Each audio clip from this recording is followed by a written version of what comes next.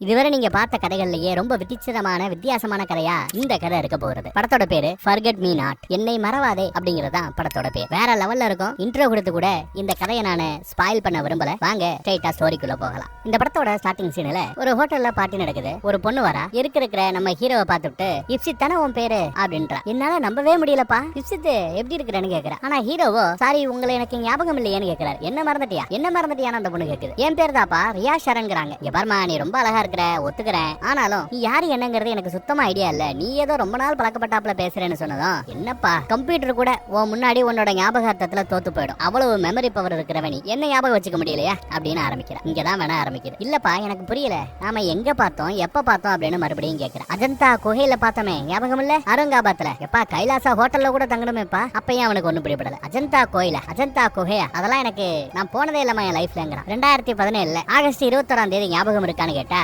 என் birthday என் பிறந்த நாள் எனக்கு ஞாபகம் இருக்காதாங்கிறாரு ஹீரோ. ஆமாப்பா உன்னோட 30வது பிறந்த நாள் நாம ஒன்னா தானே ஸ்பெண்ட் பண்ணோம், ஜாலியா இருந்தோமே. கைலாசா ஹோட்டல்ல இருந்தோம், ரூம் நம்பர் 301 இருந்தோம். 301 ரூம்ல இருந்து எதுக்க பார்த்தா அவ்வளவு அழகான ஒரு நீச்ச குளம் தெரியும். மிட் நைட்ல ஜாலியா ஸ்விம் பண்ணோம், சாக்லேட் சாப்பிட்டோம், ட்ரஃபிள் சாப்பிட்டோம். நீ கூட நிக்கான் DSLR ஒரு கேமரா வச்சு என்ன கூட போட்டோ எடுத்தியே, விடாம போட்டோ எடுத்துக்கிட்டே இருந்த என்னையும் நோண்டிக்கிட்டே இருந்த. அப்புறம் கொஞ்சம் 1 மணி நேரம் இருந்தமேப்பா அப்படின்னு சொன்ன. இவனுக்கு எதுவுமே ஞாபகம் வரல. என்கிட்ட கேமரா இருந்தது உண்மைதான், என் பர்த்டே தான், ஆனாலும் எனக்கு என்னமோ டவுட்டா இருக்குமா, உன்னை நான் பார்த்ததே இல்லாம வேற யாரும் நினைச்சிட்டு பேசிட்டு இருக்கிற அப்படின்னு சொன்னா, உன் பேரு இப்சித் ரமா நாயர் தானே? ஆமாங்கிறாரு. ஆனாலும் இந்த சிட்டில என் பேர்ல எவ்வளவோ பேர் வெளியில இருக்கலாம் போது, கிரசாலிஸ் அப்படிங்கிற ஒரு கம்பெனியை நீ தானே நடத்துற அப்படின்னு கேட்க, ஆமா அந்த கம்பெனி தான் சொன்னதோ. அப்புறம் என்னப்பா நீ தானப்பான்னு அடிச்சு பேசுறான். இங்க பாரு, என் பேரையோ என் பிறந்த நாளையோ நான் வேலை பார்க்கிற கம்பெனியோ, கம்பெனி முதலாளியே வந்தா 2 பார்ட்னர் சேர்ந்து கம்பெனி ஆரம்பிச்சாங்க. போன் பண்ணானுங்க. அதுல ஒருத்தர் இவரு, இன்னொருத்தர் ஹீரோவோட ஃப்ரெண்ட். 2 பேர் தான் சேர்ந்து கம்பெனியவே ஃபார்ம் பண்ணிருக்காங்க. இதெல்லாம் ரொம்ப ஈஸியா நெட்ல கண்டுபிடிச்சிடலாம். இருந்தாலும் நீ ரொம்ப ஓவரா பேசுற. நீ சொன்ன அவுரங்காபாத் அஜந்தா கோயில் இது எதுவுமே எனக்கு தெரியாது,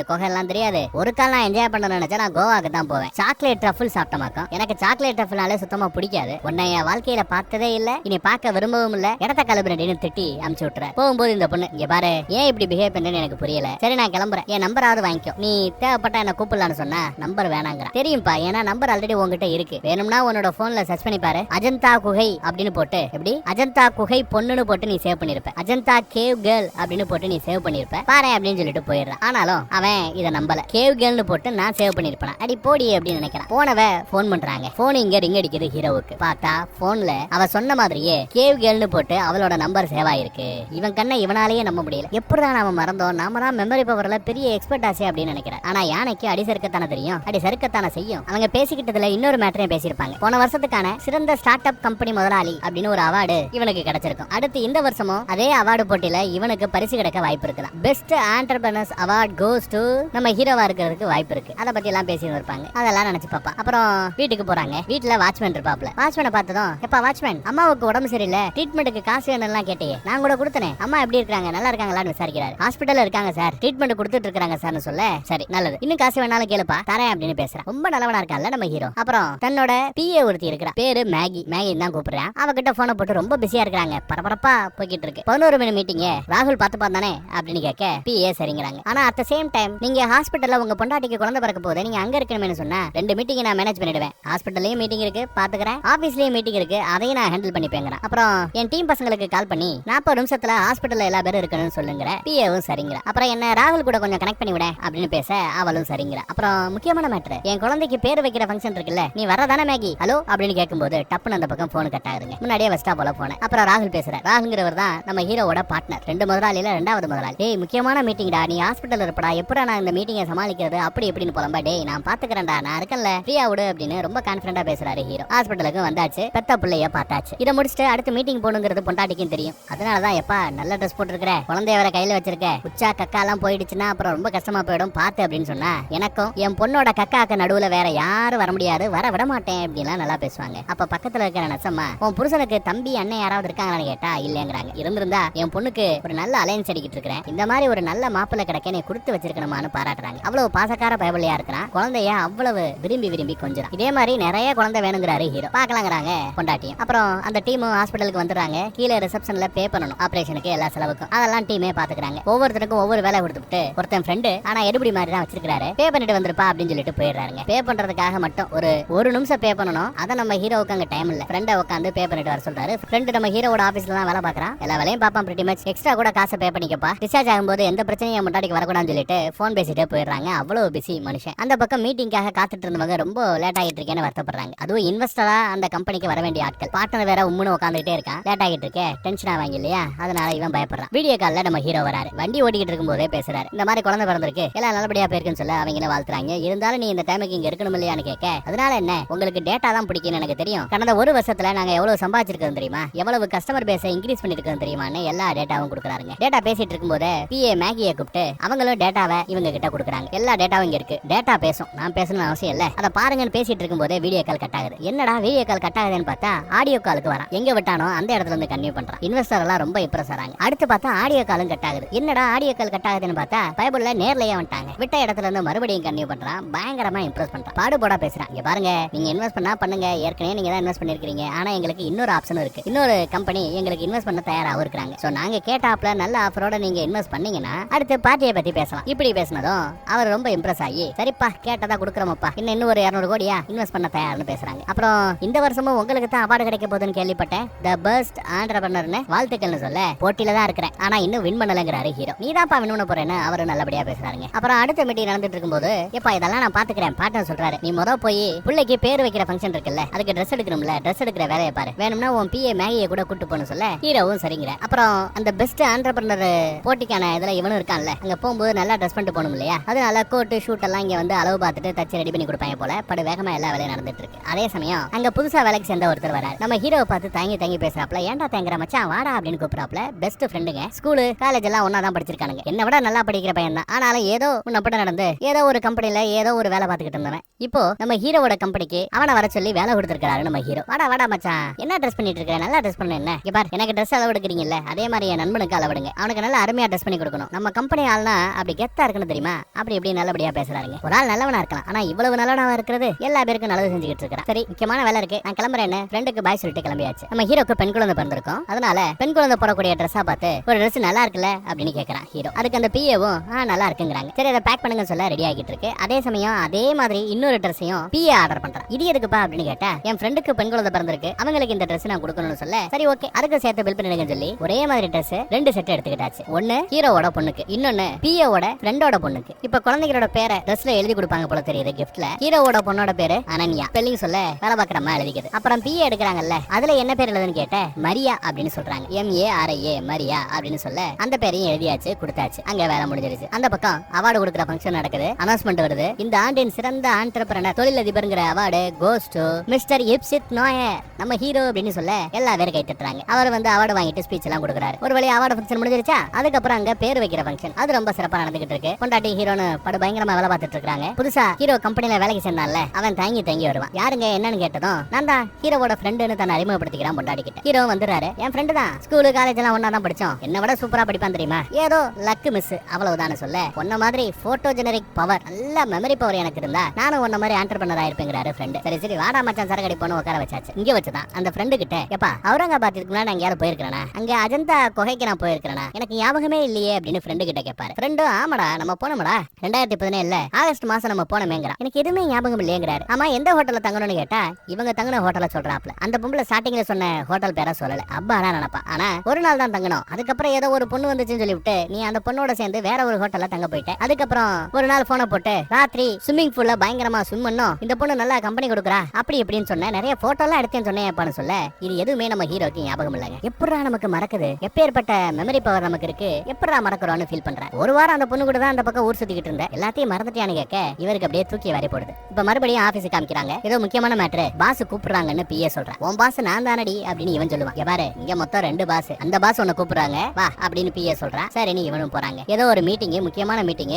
அவன் மிஸ் பண்ணிட்டானா. எப்படா மிஸ் பண்ண அப்படின்னு ஷாக் ஆகி போய் பார்ட்னர் கிட்ட கேக்குறாரு. எப்படியோ மிஸ் பண்ணிட்ட, சரி விடு, பிஸியா இருக்கிற, நீ மத்த வேலையை பாரு, நான் பாத்துக்கிறேன், நெக்ஸ்ட் டைம் ஏதாவது மீட்டிங் அட்டெண்ட் பண்ண முடியலன்னா என்கிட்ட சொல்லு அப்படின்னு பார்ட்னரும் சொல்றாரு. சரி நீ இவனும் சொல்றான். எப்படி இந்த மாதிரி விஷயங்கள் அவனுக்கு மறக்க ஆரம்பிக்குதுன்னு தெரியல. குடும்பம் குழந்தை குட்டினா அப்படிதான் இருக்குமோ என்னவோ. சரி பொண்டாட்டி பிள்ளைகளோட ஜாலியா டைம் ஸ்பெண்ட் பண்ணலாமே நினைக்கிறேன். ஒன்னா படத்துக்கு போலாமேன்னு படத்துக்கு போறாங்க. கை குழந்தைய தூக்கிட்டு படத்துக்கு போறாங்க. என்ன படத்துக்கு தெரியுமா, திருஷ்யம் படத்தை ஓடிக்கிட்டு இருக்கு. மேல ஏதாவது சாப்பிட வாங்கிட்டு வாங்கன்னு சொல்ல இவரும் போறாங்க. போகும்போது குழந்தைய கூட்டு போறாரு. கவுண்டர்ல ஆர்டர் பண்ணி சாப்பாடு வாங்கணும் இல்லையா, ஆர்டர் பண்ணியாச்சு வாங்கியாச்சு, ஆனா கையில வாங்கி வைக்கணுமே, கையில தான் குழந்தை இருக்கேன்னு சொல்லிட்டு குழந்தைய பக்கத்துல வச்சுட்டு பே எல்லாம் பண்ணிட்டு வாங்கிட்டு குழந்தைய மறந்துட்டு சீட்ல போய் உட்காந்துட்டாப்ல. யாராவது பச்சை குழந்தைய மறப்பாங்களா, மறந்து போய் உட்காந்துட்டா. அதுக்கப்புறம் எங்கடா குழந்தைன்னு கொஞ்சம் நேரத்துக்கு அப்புறம் கேட்கும்போது ஐயோ அப்படின்னு பத்திரை எடுத்துக்கிட்டு ஓடியாருவான். ஓடியாந்து பார்த்தா வச்ச இடத்துல குழந்தை இல்ல. ஐயோ குழந்தைய காணமே அப்படி இப்படின்னு அலறி அடிச்சுக்கிட்டு தெரிச்சு அப்படியே சுத்தி முத்தி தேடுவான். பாத்ரூம் பக்கம் போய் தேடினா பாத்ரூம்ல யாரோ ஒருத்தி அந்த குழந்தைய கையில வச்சுக்கிட்டு இருப்பா. குழந்தைய கூட்டின்னு புடுங்க போவான். பார்த்தா அடுத்து இது எல்லாமே கனவு மாதிரி அவனுக்கு வந்து போகுது. கனவு தான். ஞாபகம் மறதி பிரச்சனை நெச்சத்துல நடந்துகிட்டு இருந்தா இப்ப கனவுல கூட வர ஆரம்பிச்சிருச்சு. Something is happening. அப்புறம் கார் எடுத்துட்டு சரி வீட்டுக்கு போமே, ஆபீஸ்க்கு போறான்.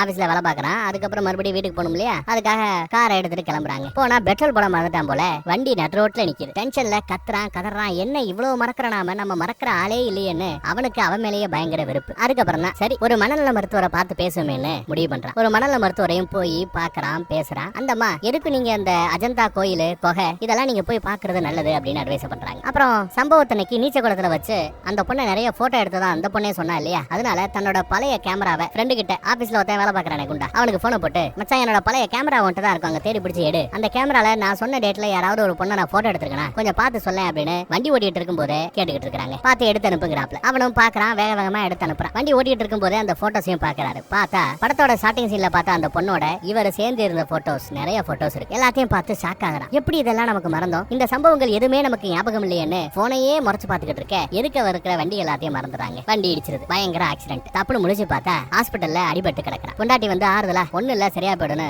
ஆறுதலா பேசுறாங்க. பார்ட்னர் கூட எல்லாம் சரியா போயிடா மச்சான் நல்லா தான் பேசுறான். அதுக்கப்புறம் பிஏ பார்க்க வராங்க. பிஏ ஆறுதலா வந்து என்னப்பா நல்லா இருக்கே அப்படின்னு விசாரிக்க அவரும் ரொம்ப சந்தோஷப்படுறாரு. என்ன பார்க்க வந்ததுக்கு நன்றி சொல்லுறேன். உன் பொண்டாட்டி எங்கன்னு கேட்டா அவளும் இங்க இருக்கதான் நினைச்சா, நான் தான் இல்ல வீட்டுக்கு போ ரெஸ்ட்னு சொல்லி அனுப்பிச்சு வச்சதா சொல்றாரு. இப்பதான் போனதா சொல்றாரு. அப்புறம் ஆமா என் பொண்ணோட பேர் வைக்கிற ஃபங்க்ஷனுக்கு நீ ஏன் வரல அப்படின்னு அங்கதான் கேட்கறான். இல்லப்பா எனக்கு வேற வேலை இருந்தது, என் தங்கச்சி இங்க ஊருக்கு வந்திருக்கா அப்படி இப்படின்னு ஏதோ சொல்றாங்க. நீ நினைச்சிருந்தா அவங்களையும் கூட்டிட்டு பேர் வைக்கிற ஃபங்க்ஷனுக்கு வந்திருக்கலாமே அப்படின்னு கேட்கறேன். சரி ஏதோ போன் பண்ணி அர்ஜென்ட்டா கூப்பிட்ட என்ன மேட்டர்னு கேக்குறாங்க. இல்லப்பா 2 வருஷத்துக்கு முன்னாடி அது நடந்தப்ப அப்படின்னு இழுக்கிறான்.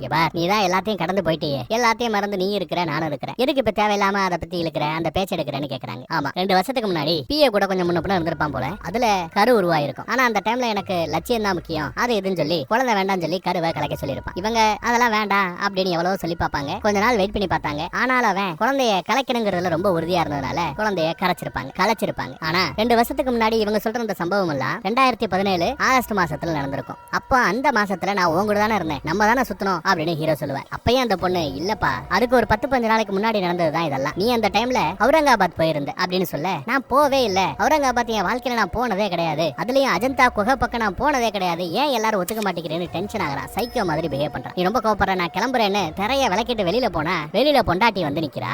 இவங்க பேசின மேட்டர் எல்லாத்தையும் கேட்டுவிட்டா அவ்வளவுதான், ஹீரோ ஆடி போறான். இவங்களுக்குள்ள 2 வருஷத்துக்கு முன்னாடி இப்படி ரூட் போனதை அவ தெரிஞ்சுக்கிறாங்க. கார் சாவியா மறந்துருப்பா போல, அதை எடுக்க வந்திருக்கா. எல்லாத்தையும் கேட்டுவிட்டா. இல்லமா அது வந்துன்னு பேச வருவான். ஓ மொபைல மறந்துட்டா போல, மொபைல் எடுத்துக்கிறா. அவ சிரிப்பிலேயே இனி இந்த பையில கண்டுக்க மாட்டாங்கிறது நல்லா தெரியுது. குழந்தைய தூக்கிட்டு பிறந்த வீட்டுக்கே போயிருப்பா போல தெரியுதுங்க. அப்புறம் ஹாஸ்பிட்டல் எல்லாம் முடிஞ்சு வீட்டுக்கு வந்து பார்த்தா வீட்டுல பொண்டாட்டி இல்ல, குழந்தை இல்ல. நல்லா குழம்ப ஆரம்பிக்கிறா. ராத்திரி எடுத்துட்டு காலையில ஒரு ஜாக்கிங் போயிட்டு மறுபடியும் வந்து தன்னோட ரூம் கதவை திறப்பான். உள்ள இருந்து ஒரு கிளை வந்து நிக்கும், ஒரு பாட்டிமா வந்து நிக்கும். என்னன்னு குழம்பு போய் கீழே வருவான். வாட்ச்மேன் கிட்ட கேட்பான், என்ன என் ரூம்ல வேற யாரோ இருக்காங்கன்னு. சார் இது பி விங் சார், உங்க பில்டிங் ஏ அந்த பில்டிங் சார் அப்படின்னு சொல்லுவான். ஆமல்ல சாரிப்பா அப்படின்னு மறுபடியும் போறாங்க.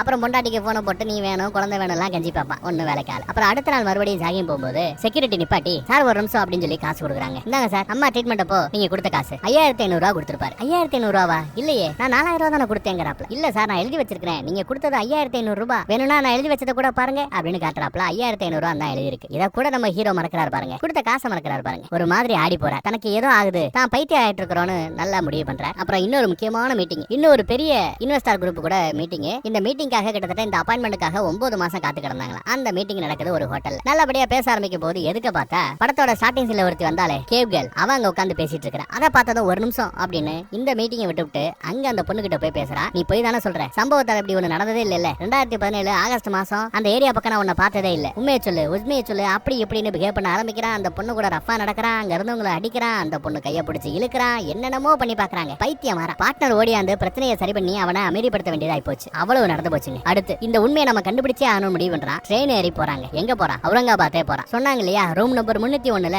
எதுக்க நீச்ச குளத்தை பாக்குறாப்ல ஒரு வியூல தங்கி இருந்ததா, அந்த ரூமுக்கே ஃப்ரீயா இருந்தா அந்த ரூம் எடுத்துக்கிறேன்னு சொல்லிட்டு புக் பண்ணிட்டு அந்த ரூமுக்கு போறாங்க. போய் பார்த்தா கரெக்டா அந்த ரூம்ல இருந்து எதுக்க நீச்சல் குளம் வியூ அப்படியே இருக்கு. இப்பதான் அவனுக்கு பழசெல்லாம் ஞாபகம் வராப்ல இருக்கு. அந்த நீச்ச குளத்துல அந்த பொண்ணு கூட இவன் நல்லா தான் இருந்திருக்கான். இப்ப அதே நீச்ச குளத்துக்குள்ள மூழ்கிட்டு என்ன மறந்துட்டப்பேன்னு குழம்புறான். அப்புறம் அந்த அஜந்தா குகை அங்க ஏதோ போனதா சொன்னாங்க இல்ல, அங்கேயும் போய் பாக்குறான். அங்கேயும் ஏதாவது நடந்திருக்குமான்னு யோசிக்கிறான். அந்த பொண்ணு கூட ஓடி பிடிச்சலாம் விளாண்டிருப்பான். அதை இவனுக்கு இப்பதான் ஞாபகம் வருது. எப்படா மறந்தோம்னு பைத்தியமே ஆறாங்க. பைத்தியம் ஆயிட்டான். ஒரு கட்டத்துல இப்ப பார்த்தா பைத்திய ஆஸ்பத்திரிலேயே செத்தாங்க. மென்டல் ஹாஸ்பிட்டல்ல உட்காந்துட்டான். அப்படியே புலம்பிக்கிட்டு இருக்கான். கணக்கு டீச்சர் 2ஆம் கிளாஸ் கணக்கு டீச்சர் டீச்சர் பேரு ரோசி, 3ஆம் கிளாஸ் கணக்கு டீச்சர் பேரு ராணி, இப்படி எல்லாம் சொல்லிட்டு இருக்கான். பிஏ அந்த இடத்துல கூட ஆறுதலா அவனுக்கு ஊட்டி விட்டுக்கிட்டே அவங்க கூட பேசிட்டு இருக்காங்க. எவ்வளவு நல்ல பையன், இந்த பையனுக்கு போய் இப்பேற்பட்ட ஒரு நிலைமையா அப்படின்னு நமக்கு தோணும். இங்க தாங்க ட்விஸ்ட். அந்த பொண்ணு ஊட்டி விட்டுக்கிட்டே நிறைய விஷயங்களை எடுத்து சொல்ல ஆரம்பிக்கிறான். என்னென்ன நடந்திருக்குன்னு இதுவரைக்கும் நடந்த எல்லா குழப்பத்துக்குமான விளக்கமும் இனிதான் கிடைக்க போகுது. ஆக்சுவலி இவங்க 2 வருஷத்துக்கு முன்னாடி ஜாலியா ஊர் சுத்திக்கிட்டு இருந்த காலகட்டம் தான் அந்த 2017 ஆகஸ்ட் மாசம். இவங்க குறிப்பிட்டு சொல்லக்கூடிய அந்த 21ஆம் தேதியில தான் இவங்க 2 பேரும் ரொம்ப அந்யோன்யமா இருந்திருப்பாங்க. குழந்தை உருவாயிருக்கும். ஆனா குழந்தைய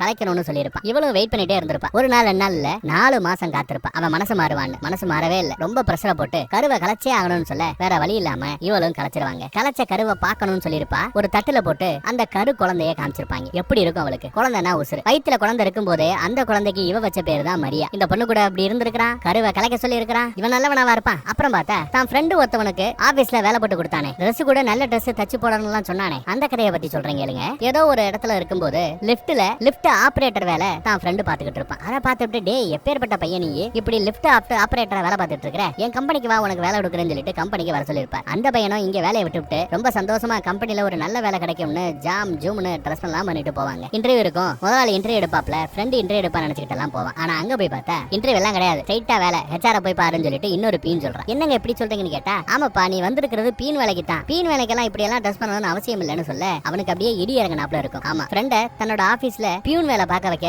ஹீரோ நினைச்சிருக்கான். எப்பேற்பட்ட கொடுமை. அப்புறம் இன்னொரு ஃப்ரெண்டு அவரும் ஹாஸ்பிட்டல்ல அந்த எடுபடி வேலை பார்த்தாரு. மதிக்கவே மாட்டான். வேலையாளாவும் எம்ப்ளாயாவும் மதிக்கிறது இல்ல, ரெண்டாவும் பாக்குறது இல்ல, குண்டா இருப்பாப்ல. அவர்கிட்டயே போன போட்டு அந்த போட்டோஸ் எல்லாம் எடுத்து அனுப்புன்னு சொன்னதும் அவன் போட்டோஷாப்ல எடிட் பண்ணி இல்லாத பொண்ணை இவன் கூட இருந்தாப்ல, அதுவும் அந்த அஜந்தா குகை பக்கம் இருந்தாப்ல எல்லாம் போட்டோ எடிட் பண்ணி ரெடி பண்ணி அமுச்சு விட்டு அவர் பைத்தியமாறுவதற்கு இவனும் ஒரு காரணமா இருந்திருக்கான். அது மட்டும் இல்ல, திடீர்னு ஒரு நாள் பெட்ரோல் போடாம வண்டி நடுரோட்ல நிக்கும்ல, பெட்ரோல் போட்டிருப்பான். ஆனா பெட்ரோல ஆபீஸ்ல இருக்கும்போது உருகி எடுத்திருப்பாரு இவர். எல்லாம் நம்ம பயில பழி வாங்குறதுக்காகத்தான். அப்புறம் ஒரு மீட்டிங் கூட மிஸ் பண்ணிருப்பான்ல, அது பிஏ பண்ண வேலை. மீட்டிங் இருக்குன்னு சொன்னாதானே, சொல்லாமையே மறைச்சதுனால அவன் மீட்டிங்கை மிஸ் பண்ணிருப்பான். ஆக நம்ம ஹீரோக்கு மெமரி பிரச்சனைன்னு ஒண்ணு இல்லவே இல்லைங்க. அவனுக்கு மெமரி குறைபாடு இல்ல. ஸ்டார்டிங்ல போலயே இப்பயும் மெமரியில அவன் எக்ஸ்பர்ட்டா தான் இருந்திருக்கணும். ஆனா எப்போ மேகியோட பிஏவோட வயித்துல இருந்த அந்த கருவை அழிக்கணும்னு பிரஷர் போட்டானோ, கருங்கிறது என்ன, அவளோட உடலோட ஒரு உறுப்பு மாதிரி, அதையே உருகி எடுத்துட்டான்ல, அதுக்கு பழி வாங்கணும்னு அவன் முடிவு பண்ணிருக்கான். அந்த பழி வாங்குறதுக்கு சுத்தி இருந்த நம்ம ஹீரோவால பாதிக்கப்பட்ட அத்தனை பேரும் உதவி பண்ணிருக்காங்க. அந்த செக்யூரிட்டி மேட்டர் கூட உண்மையிலேயே செக்யூரிட்டி கிட்ட இவன் 4000 ரூபாய் தான் கொடுத்திருப்பான். அம்மாவுக்கு ஆபரேஷன் ட்ரீட்மெண்ட்டுக்கு பணம் வேணும்னு சொல்லி அந்த அபார்ட்மெண்ட்ல கேட்க எல்லா பேரும் பண உதவி பண்ணிருப்பாங்க. எல்லா பேரும் பணத்தை கொடுத்துட்டு யாருமே பணத்தை திரும்ப கேட்கல. அது ஒரு டொனேஷன் மாதிரி தான் கொடுத்தாங்க. நம்ம பையனும் நல்லவ நாட்ட 4000 ரூபாய் கொடுத்திருப்பேன். ஆனா அடுத்த செகண்ட் அடுத்த மாசம் சரியா கொடுத்துடணும் என்ன அப்படின்னு கடனா கொடுத்திருப்பான் போல. எல்லா பேரும் டொனேஷனா கொடுத்த இடத்துல இவன் மட்டும் கடை மாதிரி கொடுத்துட்டு அந்த காசை திரும்ப எதிர்பார்த்திருக்கான். அதனால செக்யூரிட்டியும் காண்டில தான் இருந்திருக்காரு. அப்பப்ப வேற சொல்லி காட்டுறது. அதனாலதான் காசை கொடுத்திருப்பாப்ல. கூட 1500 ரூபாய் போனாலும் பரவாயில்ல, இந்த பையன் மென்டலா இருந்ததுக்கு நம்மளால முடிந்த கான்ட்ரிபியூஷனை கொடுக்கணும்னு சொல்லி தான் செக்யூரிட்டியும் களத்துல இறங்கியிருப்பார். இவ்வளவு சேட்டை பண்ணா பாத்தீங்களா, இவனை போய் நாம நல்லவனு நினைச்சோமே, பயபுள்ள விஷம் உடம்பெல்லாம் விஷம். அதே மாதிரி பார்ட்னர் கோ ஃபவுண்டர் தான் நண்பர் ஒருத்தர் இருப்பார்ல, அவரையும் சீண்டி பார்த்திருப்பான். போர்டு மீட்டிங்ல இன்வெஸ்டர் கிட்ட எல்லாம் அவெல்லாம் சும்மா டம்மி பேருக்கு வச்சிருக்கிறேன் அப்படி இப்படின்னு சொல்லி அவரை டம்மி ஆக்க பார்த்திருப்பான். அதனாலதான் அவரும் உதவி பண்ணிருப்பார். இப்ப இவனை மென்டலாக்கி போர்ட் ஆஃப் டைரக்டர்ஸ்ல இருந்து தூக்கவே செஞ்சுட்டாங்க. அவரும் பழி வாங்கிட்டார். கடைசியில மென்டல் ஆஸ்பத்திரியில உள்ள பூதிக்கி விட்டுட்டு அந்த ரூம்ல போட்டுட்டு பிஏ மேகியும் அங்க இருந்து கிளம்பி போறான். இவளுக்கு ரொம்ப கொடுமையா ரொம்ப பழி வாங்கணுன்ற எண்ணம் பயங்கரமா ஏறி போனதுக்கான முக்கியமான காரணம் தெரியுமா, மேகியுடைய குழந்தைய தான் கருவை தான் கலைக்க சொல்லியிருப்பார். அந்த பொண்ணு எவ்வளவு ஏங்கி இருக்கும். அந்த பொண்ணையே கூப்பிட்டு இவன் இப்ப புள்ள பத்ததுக்கு ட்ரெஸ் எடுக்க போகணும் வான்னு கூப்பிடுறது எப்பேற்பட்ட எண்ணம். அடுத்தவங்களோட கஷ்டத்தை பார்த்து சிரிக்கிற சைக்கோத்தனை கொண்ட இவன். அதனாலதான் இப்படி கடைசியில பைத்தியமாகி பைத்திய ஆஸ்பத்திரியில படுத்து கிடக்கிறான், உட்கார்ந்து கிடக்கிறான். அவன் இருக்கிற ரூம் முழுக்க பாருங்க எப்படி கிறுக்கி வச்சிருக்கான்னு. எல்லாம் இல்லாத ஒரு ஞாபக மறதியை உருவாக்கி அவனை மென்டல் ஆக்குற நம்ம குரூப்பை தான் சேரும் இந்த பெருமை இல்ல. அப்புறம் அன்னைக்கு 2 ட்ரெஸ் எடுத்தாங்கல்ல, மரியாங்கிற பேர்ல இன்னொரு ட்ரெஸ் எடுத்தால, அந்த ட்ரெஸ் யாருக்கும் கொடுக்கல, இவ தான் வச்சிருக்கா. மரியான்னு பேர் வச்சது இவளோட வயித்துல இருந்த அந்த கருவுக்கு இவ வச்ச பேர். அந்த ட்ரெஸ்ஸை பார்த்து ஓன்னு அழுகிறா. தான் பண்ண பாவத்துக்கு சர்ச்சில் போய் பாவ மன்னிப்பு கேட்கறா. பக்கமா ஆறுதலா வந்து கட்டி பிடிக்கிற இந்த பொண்ணை நல்லா பாருங்க. படத்தோட ஸ்டார்டிங் சீன்ல ஒருத்தி வந்தாலே த கேவ் கேர்ள் அப்படின்னு சொல்லி நம்ம ஹீரோ பைத்தியமானதுக்கு ஆணி வேற இவதான். அவ வேற யாரும் இல்ல, நம்ம பிஏவோட கூட பிறந்த அக்கா. தங்கச்சி பழி வாங்குறதுக்காக தன்னால முடிஞ்ச உதவியை அக்கா செஞ்சிருக்கிறா. சரிப்பா, அந்த போட்டோ எடிட்டிங் எல்லாம் எப்படிப்பா சாத்தியம் அப்படின்னு கேட்டா, இன்னொரு பையில செட் பண்ணி அவுரங்காபாத் போக வச்சு அதே ஹோட்டல்ல தங்க வச்சு அங்கங்க அக்காவோட சேர்ந்து போட்டோ எல்லாம் எடுத்திருப்பாங்க. அப்புறம் அந்த தாடிக்கார மூஞ்சிக்கு பதிலா நம்ம ஹீரோவோட மூஞ்சியை செட் பண்ணி எடிட் பண்ணி தான் ஹீரோவை பைத்தியமாவே ஆக்கியிருப்பானுங்க. எல்லாம் முடிஞ்சு போச்சுங்க. கடைசியா ஒரு புதைக்கப்பட்ட ஒரு பாடி புதைக்கப்பட்ட இடத்தை காட்டுறாங்க. சுடுகாட்டுல இல்ல இடுகாட்டுல பேர் என்ன எழுதிருக்கு, மரியா டிசோசான்னு எழுதிருக்கு. பிறந்தது எப்போ 27 ஜூன் 2018. இறந்தது எப்போ, அதுவும் 27 ஜூன் 2018. தன்னோட கருவுக்கு கூட இறுதி மரியாதைய அந்த பொண்ணு செலுத்துறா. அந்த லெவலுக்கு அந்த குழந்தைய லவ் பண்ணிருக்கா. அந்த கருவை கலைக்க சொன்ன ஒரே காரணத்துக்காக இந்த பைய கடைசியில மென்டலா போய் நிக்கிறா. இவன் கேரக்டருக்கு இப்படித்தான் நடக்கணும், இதுதான் நியாயம். எப்படி நாம எதிர்பார்க்காத ட்விஸ்ட் எல்லாம் விதவிதமா இருந்தது இல்ல. வேற ஒரு நல்ல படத்துல மறுபடியும் சந்திப்போம். தேங்க்யூ.